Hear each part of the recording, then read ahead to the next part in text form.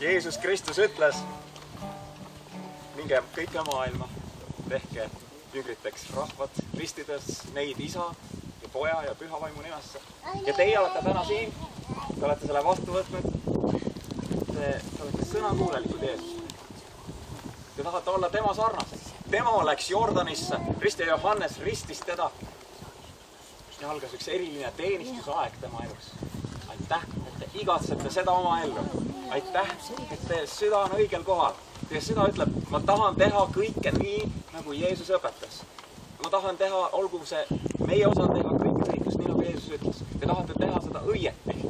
Tead, ma kuulsin sellist lugu, et siis kui Lääne-Euroopa muutus kristlikuks, siis see käis kuidagi ülevalt alla, et valitsejad otsustasid seda ja siis tavarahvas aeti kokku tuhandete kaupa, ka vallutatud maadelt barbarid aeti kokku tuhandete kaupa ja toimusid ristimisteenistused. Ja seal olid sellised ristimisteenistused, kus samamoodi inimesi alati, kui vajutati vee alla ja siis teatud barbarid, neil oli selline komme, et nad püüdsid salaja jätta oma paremat kätt veest välja.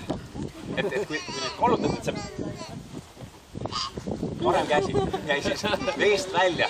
Kui nemad olid vee all, siis käsi ikkagi lehvis seal. Ja see oli selleks, et parem käsi oli nende mõõga käsi. Ja nad jätsid endale nagu taganemisteel mingisuguse varu maha, et siis kui kõik nagu väljaspool paistab ilusad, siis selle parema käega nad saavad ikkagi vaenlasi tümitada. Ja teie olete otsustanud, et te teete kõike täpselt õieti. Te teete nii nagu peab. Te olete kuulekad, issandale Jeesusele. Kui me läheme vee alla, siis jääb ükski osa teist vee peale. Sest te olete sõnakuulelikud ja te tahate sümboliseerida seda, mis on õige. Mis on siis ristimine? Ristimine on üheks saamine Kristusega. Kuidas seda kõige paremini võrrelda? Mina võrdleksin ristimist laulatuse. Võib-olla on laulatus ja ristimine ühesugused. Tegelikult on.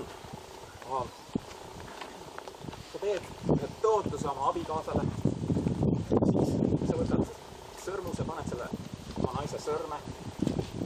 See sõrmus võib olla kuskil teises kontekstis ja ta ei tähenda võib-olla üldse kellegile seda sama, aga sina tead täpselt, mida see tähendab. See on sümbol sinu armastusest, sinu naise vastu. Ja täna ristimine on see sama asi. See on sümbol sellest, mis teie vahel on juba juhtunud. Te olete uuesti sündinud. Te olete kohtunud Kristusega. Ja see on ainult üks sümbol, üks uus algus, üks värskendus, midagi, mida sa teed teiste ees ja Jumala ees samaaegselt. Ristimises sümbolid on Kristuse surm ja matmine ja ülestõusmine. Ja samamoodi ka teie surete oma vanale juhule, oma vanale loomusele, vanadele kommetele. Siis te surnu ei saa ennast ise matta. Meie oleme siin kunnarid, matusemehed. Meie matame teid ära. Ja siis tõuseb auks Kristuse teenimiseks. Ja ma tahan lugeda Rooma kirjast 6. peatükist 3. salmist. Kas te siis ei tea, et kes me iganes oleme Kristusesse ristitud, me oleme ristitud tema surmasse. Me oleme siis koos temaga maha maetud ristimise kaudu surmasse, et otse kui Kristus on äratatud üles surnuist Isa läbi, nõnda võime ka meie käia uues elus. Sest kui me oleme kasvanud kokku tema surma sarnasusega, siis võime seda olla ka ülestõusmise sarnasusega. Teades, et meie vana loomus on koos temaga löödud risti, et see patune ihu kaotataks, et me kunagi enam ei orjaks pattu. Aamen. Kunagi enam ei orjaks pattu. Mulle meeldib see. See on midagi sellist nagu, et ma mäletan, kuidas ma kolisin oma lapsepõlve kodust välja. Mul oli uus aadress. Vana jäi maha. See on samamoodi teiega ka. Teie lapsepõlve kodu vana elu on maha jäänud, teil on uus aadress. Te olete Kristuses, te koguduses. Nüüd, ristimine on oluline mainida ka seda, et ristimine on usklikele. 4 päeval ristiti neid, kes sõna vastu võtsid. Teame seda kohtades öeldes, et varandasid meelt, suur hulk. Neid, kes teda vastu võtsid, neid ristiti. Ja teie süda on uuenenud uuesti sünni kaudu. Me oleme, nii nagu ma ka täna ütlesin Helmtorpide perele, et me oleme andnud teile võimaluse mõtiskleda. Me oleme õpetanud kõik, mida me teame. Me oleme alfa-kursuse teinud läbi, me oleme beta-kursuse läbi teinud. Me oleme teinud mõned asjad teile meelega raskeks. Kõige lõpuks esmaspäeval te pidite seisma aure ees ja andma tunnistust oma usust ja teid on läbi katsutud ja proovitud. Teil on olnud 10 000 võimalust minna tagasi. Mitte seda teha, aga te olete teinud selle valiku. Te olete jäänud kindlaks oma otsuse. Te olete olnud tublid. Aitäh! Ja täna nüüd me räägime sellest 2 poolest, mis on ristimisest. Me räägime kõigepealt universaalsest poolest. Kõik kristlikud kogudused teevad seda. Usklikud inimesed on kõik selle sammu astunud ja nad elavad teile kaasa. See on see hetk, kus erinevused kaovad. Ma loen sulle ühe kirja, Galaatia kirja 3:26 alates. Nüüd te olete kõik usu kaudu Jumala lapsed Kristuses Jeesuses. Sest kõik, kes te olete Kristusesse ristitud, olete Kristusega rõivastatud. Ja nüüd minu see lemmikosa selle ristimise kohta siin. Ei ole siin juuti ega kreeklast, ei ole siin orja ega vaba, ei ole siin meest ega naist, sest see kõik olete üks Kristuses Jeesuses. Vaata seda kampa. Läbilõige ühiskonnast.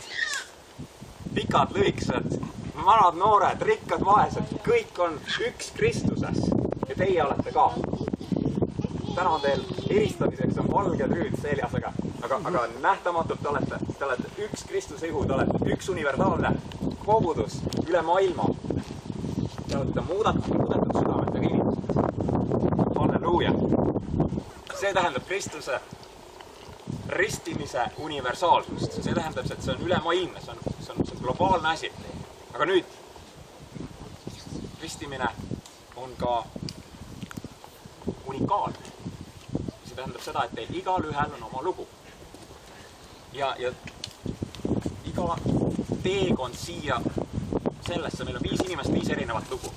Meil on kogudus ja 80 erinevat lugu siin, eks? Ja see on ka ilus. Ühest küljest me oleme kõik Kristuse ihus, ei ole siin juuti ega kreeklast. Teisest küljest me oleme väga unikaalsed. Ja see on nüüd see koht, kus sina saad rääkida oma tunnistuse. Mis muutis sinu loo unikaalseks? Kuidas sina Kristuse juurde jõudsid? Ja me ei taha sellest ilma jääda. Me teame, et see on võib-olla kõige raskem asi üldse, mida teha, seista teiste ees ja rääkida mõnele inimesele. See on okei. Räägi nii, nagu sa oskad. Me suudame ridade taha ka vaadata. Me suudame näha sinu armastust Kristuse vastu. Räägi, mis on juhtunud sinuga? Miks sa oled täna siin? Eget, sina oled esimene.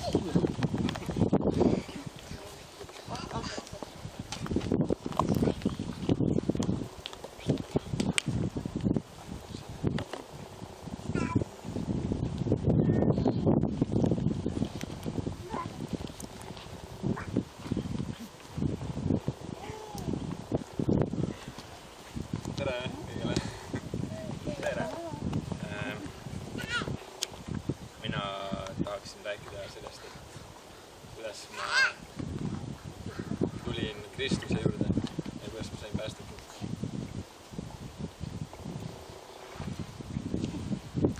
Ma alustaksin sellest, et väikesel tõuke sai sellest, et ema ja õde kutsusid mind kirikusse, millest ma keeldusin kohe. Ja see oli mitu korda, et kutsusid mind mitu korda kirikusse. Ma ei saanud aru, miks sellega ma keeldusin ja siis lõpuks läksin, et nad mind nagu nagu rahul jätaksin seda. Ma nagu mõtlesin, et äkki siis see lõpeb, aga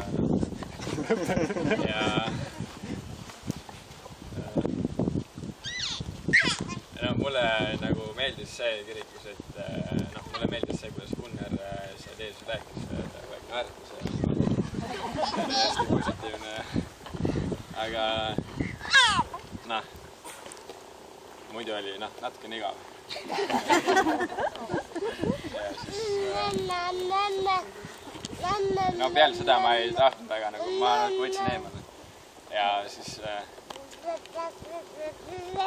ma millegipärast nagu, ma ei mäleta ka täpselt, aga läksin nagu veel. Ja minu meelest väga tähtis asi oli see, et ma leidsin sõbrad omale sealt.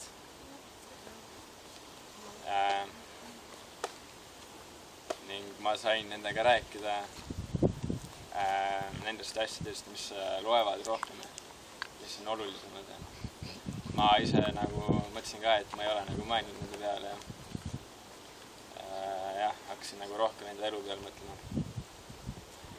Ning õnneks hakkasin käima alfal ja betal. Seal ma sain nagu rohkem,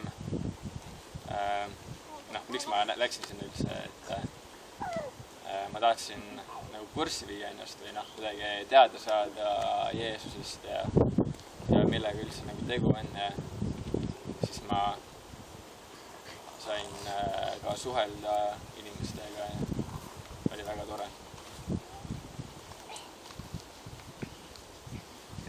Ja siis ühel heal päeval Gunnar ja Leevi siis rääkisid mulle, tegid sellise ettepaneku, et mis sa arvad, kui teeksid päästepalve ja niimoodi, siis ma uskusin ka ja siis ma mõtlesin, et ma ei tea, miks mitte. Ei leidnud ühtegi põhjust, miks ei peaks tegema seda. Ning õnneks tegin õige otsuse ja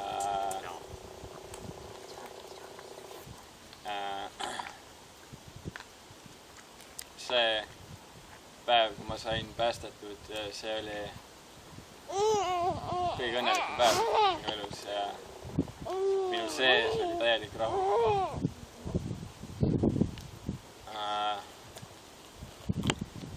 Tulid rõõmupisarad ja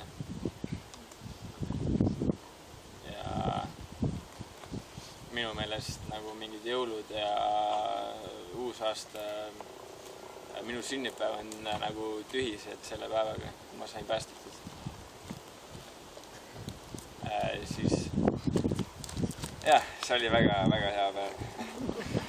Ja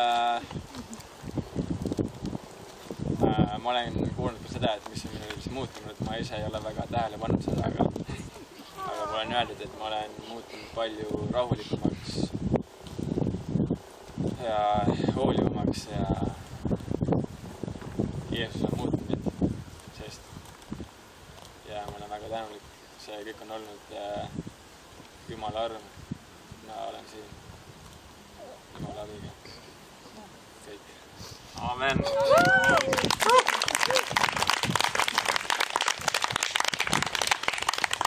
Aitäh sulle. Ja Vaavet, sina saad järgmise võimaluse.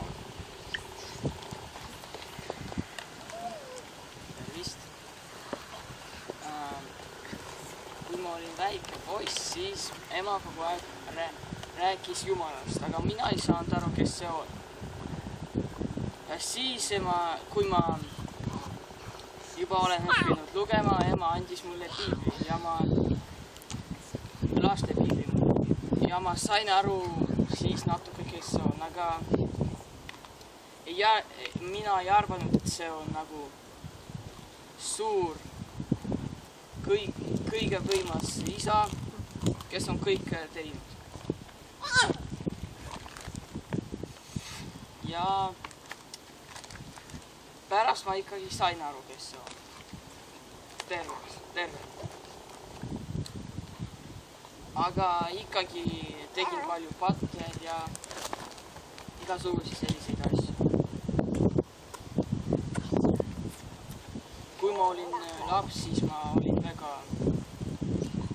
kogu aeg nutsin ja viisesin.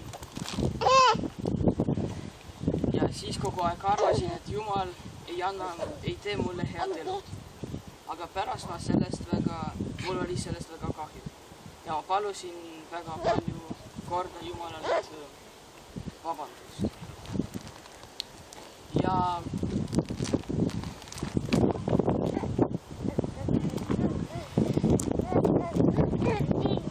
pärast ma sain aru, et peab kindlasti risti. Ja kogu aeg küsisin emalt, miks ma ei risti, aga kõik mu sõbrad on juba ära risti.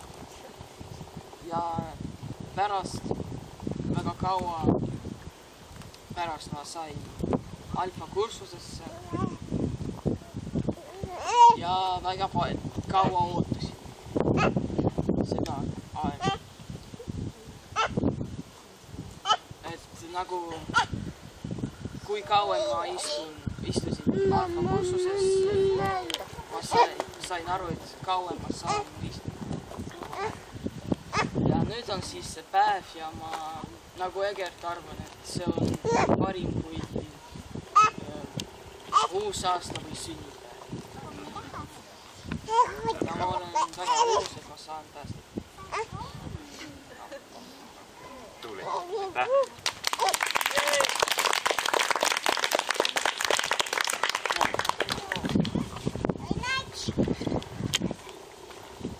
Tere! Olen Moonika.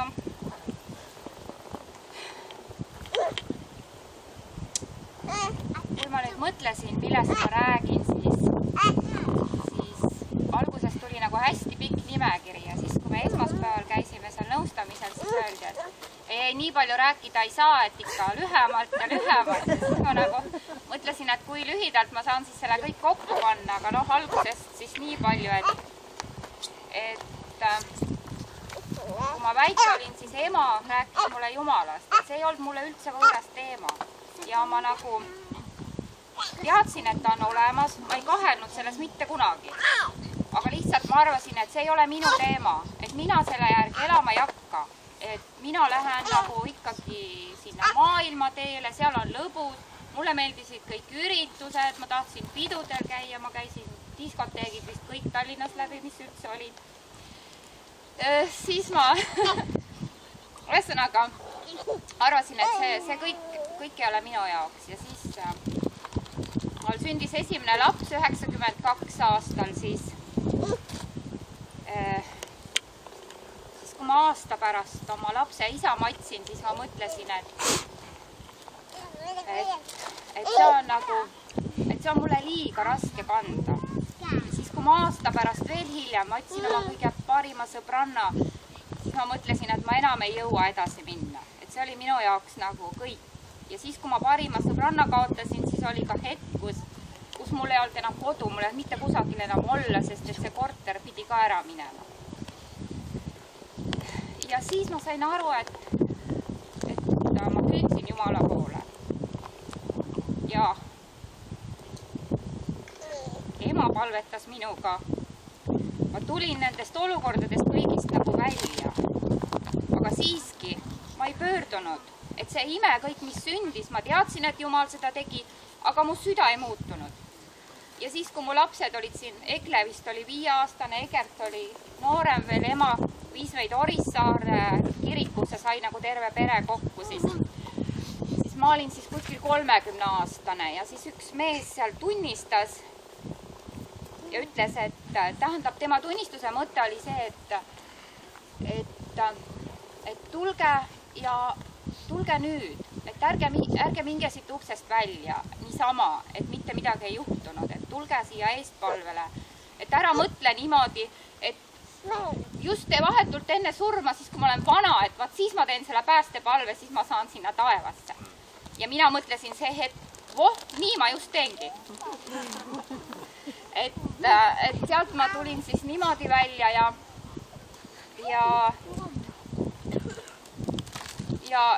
ja nüüd siis 2008, kui me hakkasime mõtlema, et me lähme maale elama, hakkasime neid asju seal korraldama, siis ma mõtlesin samamoodi, et Jumal, kui sa ei taha, et ma maale lähen, siis pane mulle takistused ette.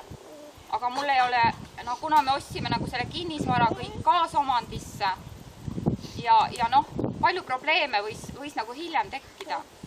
Aga see läks nii libedalt, et noh, enam nagu libedamini ei saa üks asi minna.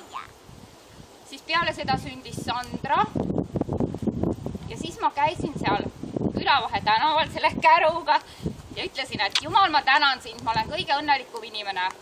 Ja noh, ma ei mõelnud, et ma peaksin päästepalvet paluma või midagi. Ma ütlesin, ma olen lihtsalt nii õnnelikus elufaasis, et ma ei ole kunagi nii õnnelik enne olnud. Siis peale seda 2009 oli mul väga raske autoõnnetus, kus me siis Sandra oli alla aasta natuke. Sõitsin lihtsalt vastu puud ja kraavi ja auto oli sassis ja peale seda ma hakkasin mõtlema, et tegelikult mitte midagi ei ole nagu meie enda käes,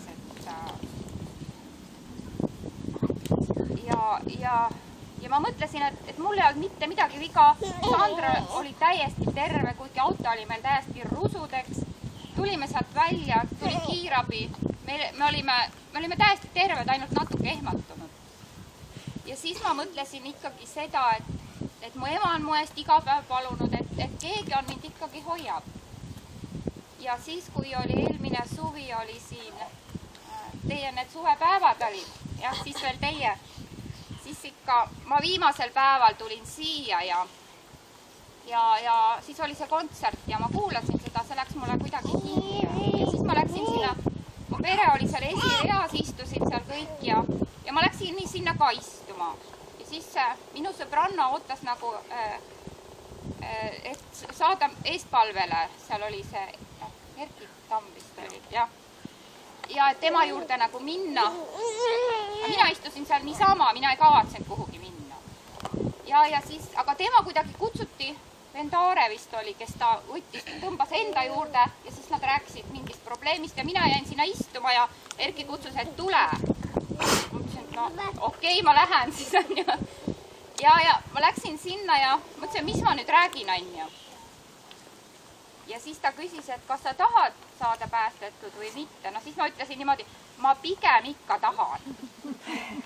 Ja siis, kui ma selle päästepalve nagu ikkagi otsustasin, et ma palun siis, et no mis ma kaotada. See oli...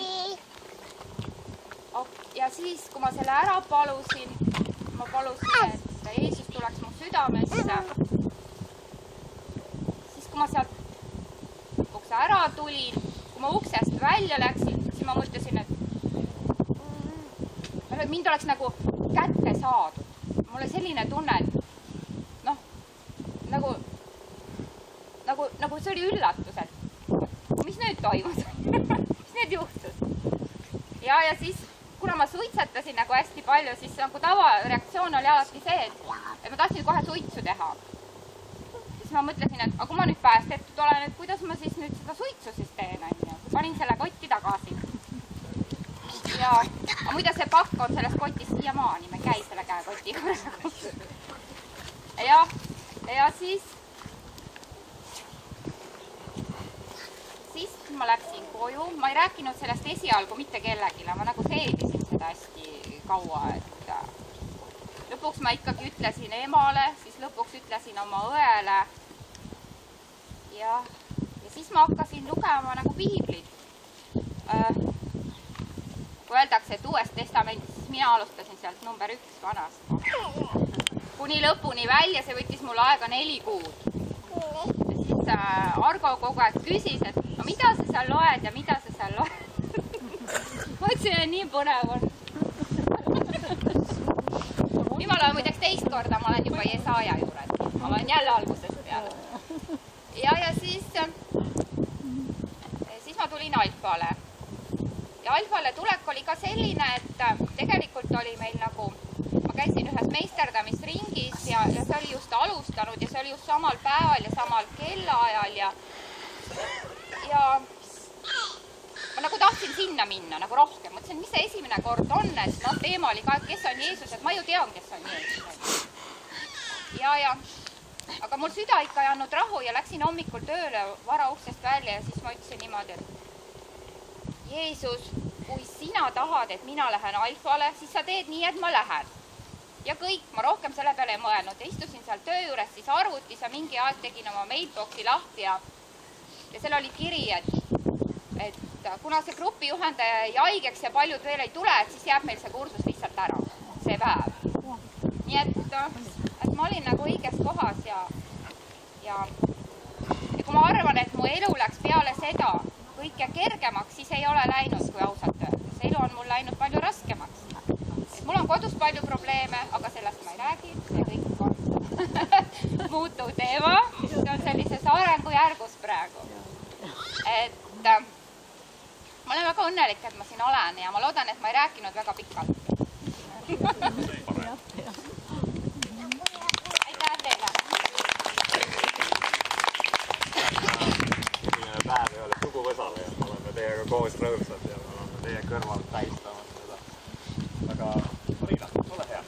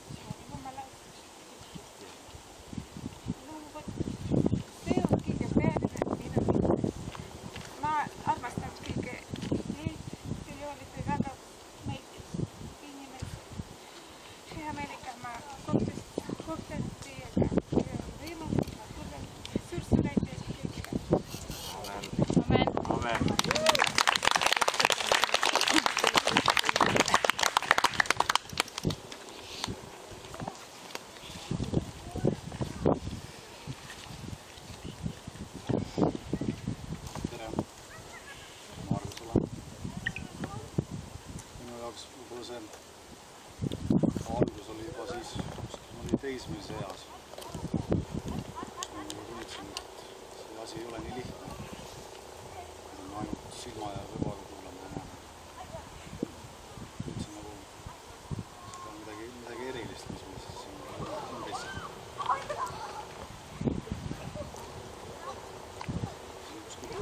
Poolest aastat tagasi inimesega vesteldes.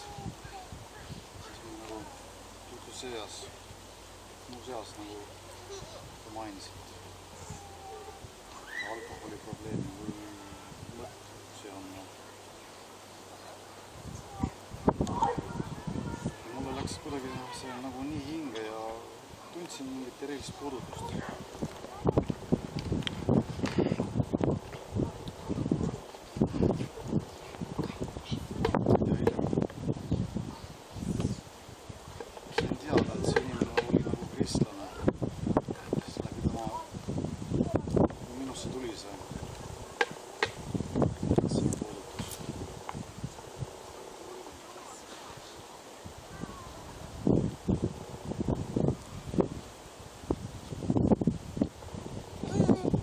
Selle sai ka kirikusse mindud.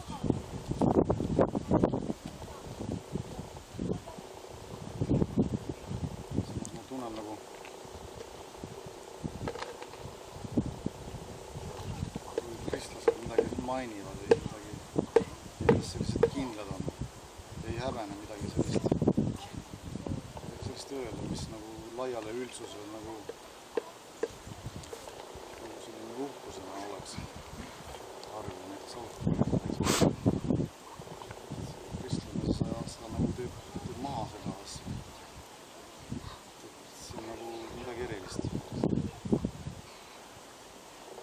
Ja on nagu kristlased on nagu oma vaadetes, mõtetes ja tunnetes kaljunud. See on nagu midagi erilist.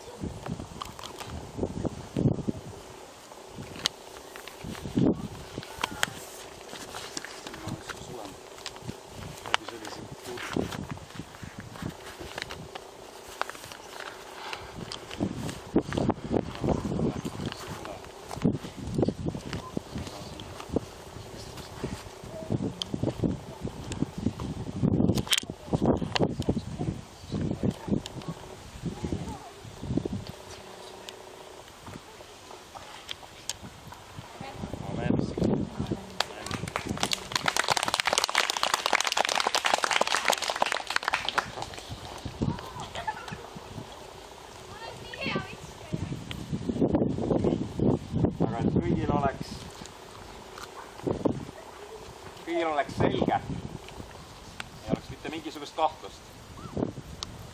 Ennem veel, kui me vette läheneme, ma tahaksin küsida teid. Saate vastata sellele sõnaga jah või ei, ükshaaval. Kas see on teie vabatahtlik otsus lasta ennast ristida?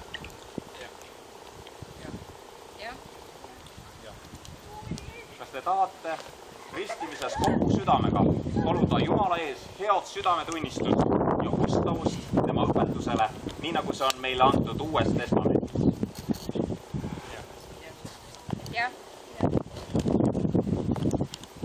On see teie südamepalve Jumala ees elada surmani pühakirja õpetuse ja püha vaimu juhtimise järgi?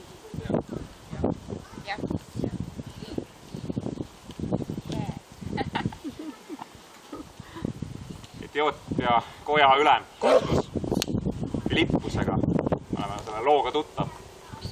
See lugu lõpeb niimoodi, et nad jõuavad sisuliselt sellesse samasse punkti. Ja nad ütlevad niimoodi, enne vett, mis keelab, et ka mind ei peaks ristitama. Ma arvan, et me oleme valmis. Teie tunnistus on olnud selge. Teie usk on ehe. Lähme vette ühes kohas.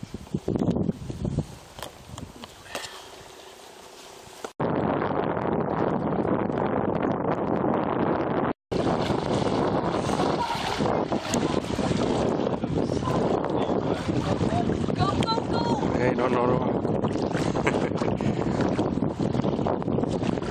See on lähim punkt Keilale, kus on meri.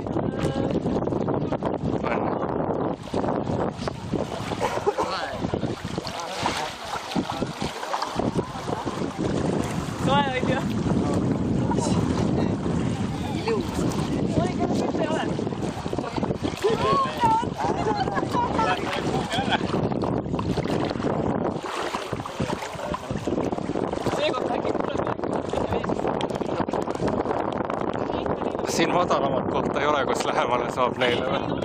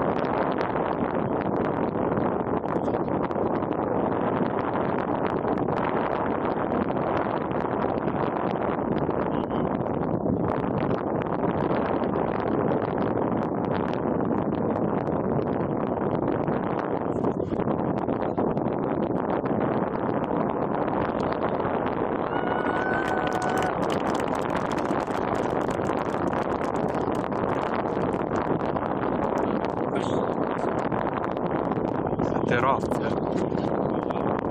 See on selline hea teraapia, ma usun, see mõjub mingisugusele järelevalvest.